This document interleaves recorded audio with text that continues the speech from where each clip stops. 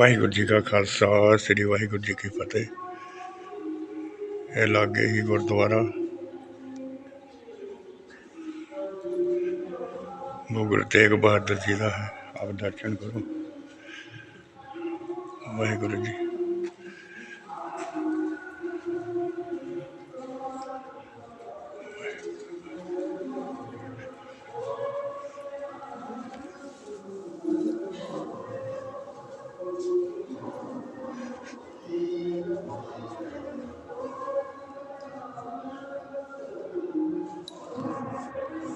गुरु तेग बहादुर जी का गुरुद्वारा है। आप दर्शन करो साध संगत जी, आप दर्शन करो।